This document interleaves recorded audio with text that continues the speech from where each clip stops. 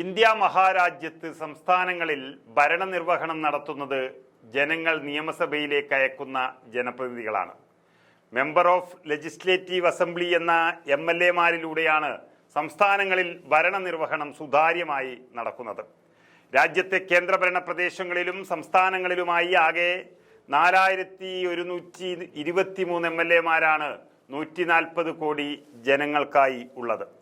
ഈ MLA-മാരെ സംബന്ധിച്ച് ചില സുപ്രധാന വിവരങ്ങൾ ഇപ്പോൾ പുറത്തു വന്നിട്ടുണ്ട്. അതായത് ഈ MLA-മാരിൽ ഏകദേശം 45% പേരും, അതായത് 1861 MLA-മാരും ക്രിമിനൽ കേസുകളിൽ പ്രതികളാണെന്ന റിപ്പോർട്ടുകളാണ് പുറത്തു വന്നത്. ഇവരിൽ 1205 പേരും, അഥവാ 29% പേരും കൊലപാതകം, കൊലപാതക ശ്രമം, തട്ടിക്കൊണ്ടുപോകൽ, സ്ത്രീകൾക്കെതിരായ കുറ്റകൃത്യങ്ങൾ തുടങ്ങിയ ഗുരുതരമായ ക്രിമിനൽ കുറ്റങ്ങളിൽ വിചാരണ നേരിടുന്നവരാണ്. അസോസിയേഷൻ ഓഫ് ഡെമോക്രാറ്റിക് റിഫോംസ് നടത്തിയ ഒരു സർവേയിലാണ് ജനപ്രതിനിധികളുടെ ഞെട്ടിക്കുന്ന വിവരങ്ങൾ പുറത്തു വന്നത്. 4123 MLA-മാരിൽ 4092 പേരുടെ സത്യവാങ്മൂലങ്ങൾ വിശദമായി പരിശോധിച്ചതിന് ശേഷമാണ് റിപ്പോർട്ട് തയ്യാറാക്കിയിരിക്കുന്നത്. കേരളത്തിലേക്ക് വന്നാൽ 140 MLA-മാരിൽ 69% പേരും ക്രിമിനൽ കേസുകൾ നേരിടുന്നുണ്ട് എന്നാണ് റിപ്പോർട്ട്. ക്രിമിനൽ കേസുകളുള്ള സിറ്റിംഗ് MLA-മാരുടെ ഏറ്റവും ഉയർന്ന ശതമാനം ആന്ധ്രാപ്രദേശിലാണ്. ആന്ധ്രാപ്രദേശിൽ നിന്നുള്ള 79% MLA-മാരും വിവിധ കേസുകളിൽ പ്രതികളാണ്. അതായത് ആകെ 174 MLA-മാർ ആന്ധ്ര നിയമസഭയിൽ ഉണ്ടെങ്കിൽ അതിൽ 138 പേരും കേസുകളിൽ പ്രതികളാണെന്ന് സാരം.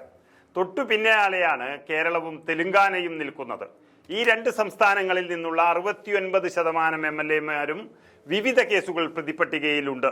ഇതിനു പുറമെ ബീഹാറിൽ 66%, മഹാരാഷ്ട്രയിൽ 65%, തമിഴ്നാട്ടിൽ 59% ജനപ്രതിനിധികളും വിവിധ കേസുകളിൽ പ്രതിപട്ടികയിൽ ഇടം പിടിച്ചു കഴിഞ്ഞു.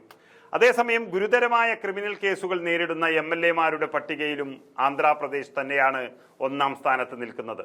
56% പേരും ക്രിമിനൽ കേസ് പ്രതികളാണ്. 98 MLA-മാരാണ് ആന്ധ്രയിൽ ക്രിമിനൽ കേസിൽ പെട്ടിരിക്കുന്നത്.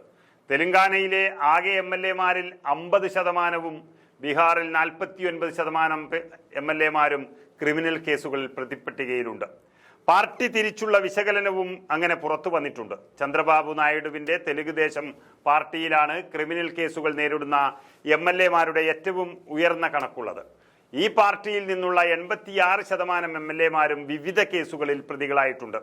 ഇതിൽ തന്നെ 82 MLA-മാരും ക്രിമിനൽ കേസുകളിൽ ഉൾപ്പെട്ടവരാണ്.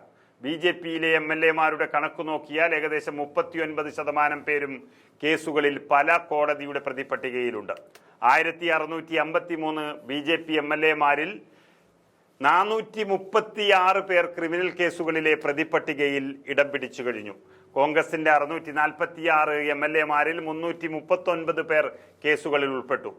അതിൽ തന്നെ 194 പേർ ഗുരുതരമായ കുറ്റങ്ങൾ നേരിടുന്നുണ്ടെന്നും റിപ്പോർട്ടിൽ പരാമർശിക്കുന്നു. തമിഴ്നാട് ഭരണകക്ഷിയായ DMK-യുടെ 74% MLA-മാരുടെ പേരിലും കേസുകളുണ്ട്.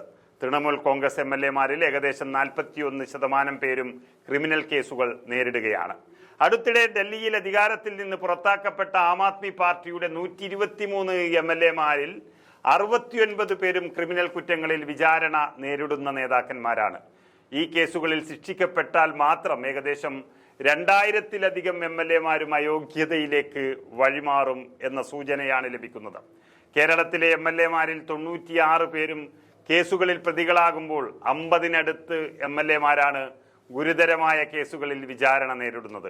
ഇവരെയും ശിക്ഷിക്കാൻ കോടതികൾ തീരുമാനിച്ചാൽ അയോഗ്യത എന്ന വലിയ വാൾ ഇവരിലേക്കും വീഴുമെന്നുറപ്പാണ്. എന്നാൽ ഭാഗ്യമോ നിർഭാഗ്യമോ കേസുകൾ കോടതികളിൽ കെട്ടിക്കിടക്കുന്നത് വഴി നിയമ പോരാട്ടങ്ങൾ നിലച്ചിരിക്കുന്നത് കൊണ്ട് തൽക്കാലം MLA-മാർ സേഫ് ആണെന്ന് പറയാം.